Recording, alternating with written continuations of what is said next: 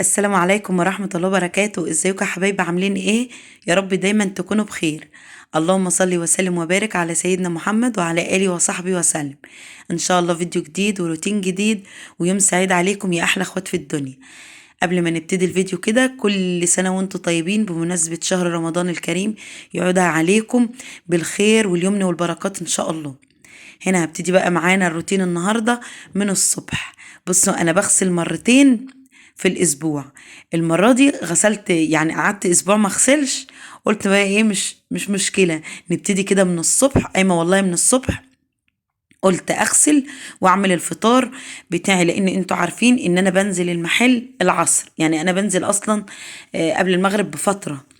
هنا بقى حطيت المية وحطيت برسيل ودوني، الكيس الازرق اللي انتوا شفتوه ده، وحطيت الكلور. ما سبتش الغسالة تلف شوية، بس البرسيل بيدي رغوة جامدة قوي عن الاريال والتايد والاوكس. بصوا، انا جربت مع الغسالة دي حاجات كتيرة جدا لحد ما هي اللي ابتدت تقطع الرغوة بتاعتها. لما انا غيرت كذا مسحوق في الغسالة، هو ده حقيقة انا جربتها، ابتدت الرغوة تقطع. تمام. هنا بقى مكان آدم قاعد بيتفرج على الشاشة بتاعته، والأوضة دي بتاعت خزين أولاد أخويا زي ما انتوا عارفين، بس أنا برضو فرشاها، يعني هي خزين بس فرشاها. قلت أقفلها كده، البيبان المفتحة اللي ابني كده مفتحها كده علينا. قلت ايه، أخش بقى على المطبخ أعمل الفطار بتاعنا. هنعمله النهاردة بدري برضو علشان بنزل المحل بدري. هنا بقى كنت غاسله مواعين امبارح، هشيلها وابتدي اغسل المواعين بتاعه الفطار بتاعه امبارح والسحور. هنا حله الطماطم دي انا كنت مفرزه طماطم، قلت اغليها بالليل وانا بصحى.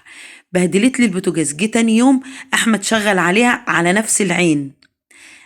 الصبح الروتين ده روتين الجمعه، شغل على نفس العين بتاعت لحد ما مدت حرقان. بصوا محروقه ازاي وبايظه ازاي. قلت له لا، شلت الطماطم حطيتها على العين التانية، وسبت العين دي لحد ما تبرد خالص، واغسل بقى المواعين بتاعتنا النهارده بتاعت فطار امبارح. هغسل بقى العين دي بباور، بس مستنيه المكان بتاعها يبرد، لان انا نقلتها. يعني هو شايف برضو الرجاله ما لهمش عتب، ما عاتبش عليهم، مش بيبقوا عارفين زينا برضو. شايف العين بايظه ومتبهدله ومحروقه وشايطه خالص، وراح يحط الحله تاني عليها ويشغلها. حطيتها انا على عين تانية، ومسكت بقى السلكه كده زي ما انتم شايفين، وشلت بالباور بقى، رشيته قيمه 5 دقايق، ما طولتش كتير علشان الاستانلس ما يبقعش. الاستانلس بيبقع من الباور، انتوا فاهميني. هنا بقى قلت بقى ايه، اشيلها على طول، وبعد كده انزل بالسلكه زي ما انتم شايفين اهو. بصوا كده، نضفت جزء جزء. مسكت البوتاجاز، الجزء ده نضفته وهحط فيه الشبكه بتاعته، واخش برضو على الجزء التاني اللي عليه البراد، وهمسك برضو اللي مكانه الحله اعمله. يعني همسك البوتاجاز وانا شغاله عليه كده، انتوا فاهمين اهو. بصوا، عملت الجزئين، فاضل الجزء اللي عليه الحله، برضو هشيل الحله واعمل الجزء ده. هنضف البوتاجاز كله وانا شغاله عليه، والله العظيم قله فضا، علشان انا بغسل الهدوم وبروق الصاله مطرح ما بنتسحر. بشيل الفرشه، يعني انفضها وكده وافردها تاني، وافرد البياضات وامسك العين. بصوا، اوام اوام، يعني رمضان تحس ان معانا احنا بالذات، يعني عن اي حد، عشان احنا بنشتغل فيه، بننزل نشتغل فيه. انا وجوزي، يعني مش هو لوحده. الرجاله طبعا بتشتغل في الشغل، الست بتبقى قاعده في البيت، بتعمل كل حاجه وبتبقى بالها رايق، وممكن تقوم متاخر قبل الفطار بساعه او بساعتين، بتعمل اكلها وبتخلصه. انما الموظفه هي اللي تفهم الكلام اللي انا بقوله ده، اللي هي شغاله. فانا اوام اوام قلت اخلص بقى. بصوا كده، نظفت المطبخ خالص، وسبت بقى الطماطم اتفرز. وكان عندي بواقي محشي من امبارح، مش بواقي ان انا يعني جاهزه واعملها على البوتاجاز، لا، انا كنت حاطه الرز في الفريزر من فوق، هي بس مسافه الليل. وجبت بقيه المحشي وطبق صلصه متسبكه زي ما انتم شايفين. هنا بصوا، الطماطم غلت خالص، هطفي عليها بقى اهي، غلت اتسبكت خالص، هطفي عليها بقى واسيبها تبرد وافرزها برضو. وهنا طلعت كيس فراخ والمعينة هي غسلتها زي ما انتم شايفين.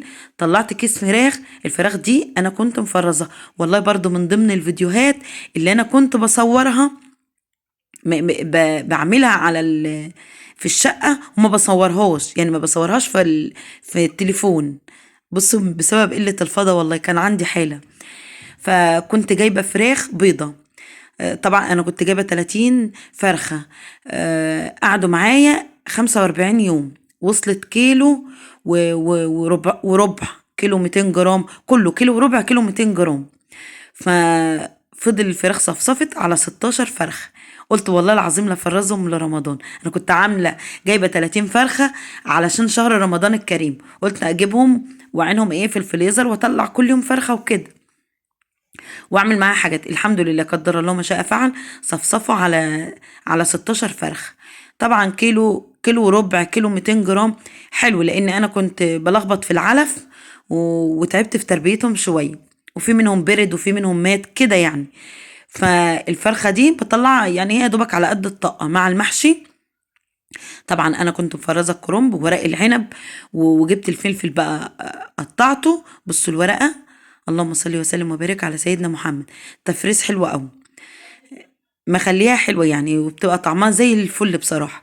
مسكت بقى خلصت المحشي زي ما انت شايف في عصر السرعه، اوام اوام وانا بغسل والله. حشيت المحشي على طول، هي حله، لان انتوا عارفين زي ما انا قلت لكم احنا بنعمل الفطار طقه واحده، ما بنستناش يعني، ما بنخلوش لتاني يوم، ما بنفوتش اكل لتاني يوم الا للشديد الاول لما بلاقي ايه اكل كتير. طبعا انا كنت اول يوم عامله صينيه بشاميل وعامله محشي وعامله بط وحمام، ففاض ربع صينيه البشاميل، والله سخنتها مع الفراخ النهارده، سخنتها قلت ايه استفاد بيها يعني. هنا بقى قلت اسقي المحشي زي ما انتم شايفين، وكانت الفراخ خلاص استوت، ما خدتش غلوة، هي استوت بسرعة بصراحة لانها صغيرة. وعملت المحشي طبعا انا عاملاه في اول يوم رمضان، مش عارفة هتنزل على القناة دي ولا القناة التانية. طبعا انا هحط لكم اللينك عامة. هنا بقى حطيت الشوربة بتاعتي طلعت زيادة شوية، قلت اصفيها في الطبق، لو احتاجت شوربة هحطها، ما احتاجتش خلاص. تمام. هنا بقى حطيت اهو طبق في النص عشان تسوي المحشي من فوق ومن تحت. بصوا انا كل شويه كده امسك البوتاجاز بمسحه عشان ما يتبهدلش مني زي ما عمل امبارح في الطماطم، وانا والله العظيم ايدي فيه على طول. يعني هو البوتاجاز ده اصلا بقاله عندي كتير جدا، داخل في ال7 سنين، فعلى طول عشان ايدي فيه نضيف كده، لان انا جربت في البوتاجاز الاولاني متبهدل او بصراحه. والورق الألمونيا يا جماعة اللي بتحطوه على البوتاجاز صدقوني ما بينفعش البوتاجاز، بيبهدله اكتر، بيبوظه اكتر، وبيكسلك ان انت تنضفيه. انا جربت ده وده بصراحة. تمام. هنا بقى جبت الطماطم بعد ما اتسبكت اهو، بصوا اتسبكت او الحلة اتبهدلت من بره ومن جوه، وبهدلت لي البوتاجاز، بس على مين مسكتها برضو وعملتها، خليتها زي القشطة، هوريكم برضو في الفيديو. هنا بقى الهاند بلندر ده اقسم بالله ايدي ورجلي بيمشي الوقت. بصوا بينجز وقت معايا جامد، وبينجز بصوا حاجات كتيرة جدا. لو انا ال5 كيلو طماطم دول عملتهم في الخلاط بياخد وقت، والخلاط لازم تحطي له ميه، انا بعمل الطماطم دي بفرزها من غير ميه، ما بحطش فيها ندعة ميه حتى نقطة ميه. فلو على الخلاط بحط ميه وبمسك بقى الشفشق، بيبقى لتر ونص، لازم اعمله لتر بس علشان الميه بتزوده والطماطم بتزوده. ده اللي بيتبقى من الطماطم، القشر بتاع الطماطم انا بشيله ما بسيبهوش. ليه؟ بيخلي الطماطم بتاعتي عامله زي المعلبات كده، بتبقى ما فيهاش القشر بتاعها، بتبقى طعمها تحفه. وانا بفرزها بملح وبزيت، بحط الملح بتاعها بس مش كتير، يعني ال5 كيلو دول حطيت معلقه ملح واحده، اللي هي المعلقه الكبيره بتاعتنا اللي بناكل بيها، حطيت معلقه واحده، وحطيت ربع مج زيت، ربع، مش كتير برضو، بتخليها حمرة وطعمها عامل زي صلصة المعلبات بالظبط، والله العظيم طعمها تحفة. ادي اللي طلع من القشر بتاع الطماطم، من الطماطم اللي انا مفرزاها. بصوا منظر الحلة من بره ما تتشافش، والله غسلتها وخليتها زي القشطة برضو. بصوا كده اتحروقت خالص.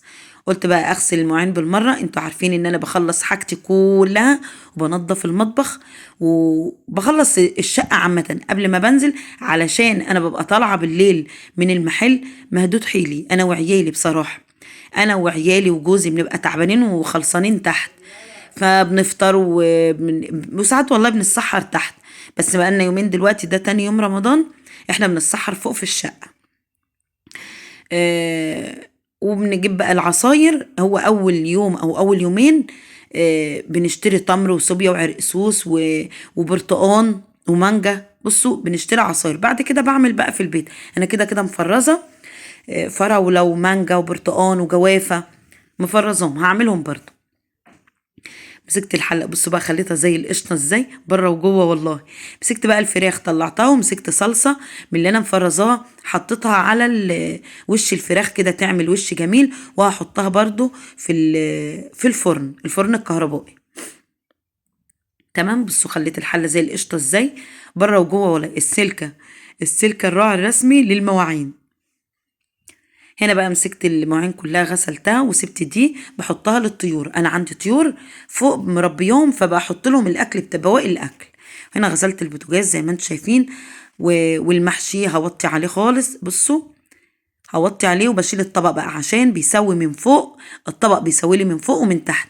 لما لقيت الشوربه اتشربت بوطي على المحشي. هنا قلت أأمر رغيف عيش لآدم عشان طبعا ملوش ذنب، بيجوع، فقلت أكله قبل ما انزل. هنا خلصت المطبخ زي ما انتم شايفين اهو. والله وانا بعمل اكل في المطبخ بروح اغسل. هنا بعد ما بخلص الهدوم بعصر في الغساله التانية اللي انتم شايفينها دي. يعني عايزه اريح الغسالتين، لان الغساله الاوتوماتيك ما ينفعش اغسل الغسيل كله مره واحده فيها. انتوا اللي عنده غساله اوتوماتيك عارف انا بقول إيه ما ينفعش اغسل الغسيل كله. بتغسلي دورتين ثلاثه بالكتير، ما بيغسلش الهدوم دي كلها. وانا زي ما انا قلت لكم ان انا بقالي اسبوع ما غسلتش. طبعا اللهم صل وسلم وبارك على سيدنا محمد، احنا 5 تنفور كده. حبايبي اكون خلصت الفيديو معاكم. ما تنسونيش بتعليقاتكم الجميله، ولو انتوا لسه مشتركتوش انزلوا واشتركوا في القناه وفعلوا الجرس علشان كل ما انزل فيديو تتفرجوا عليه فضلا منكم وليس امرا. حطوا لي لايك للفيديو ان عجبكم، واستنوني في فيديو جديد وروتين جديد ان شاء الله. هنا بقى بقيه البشاميل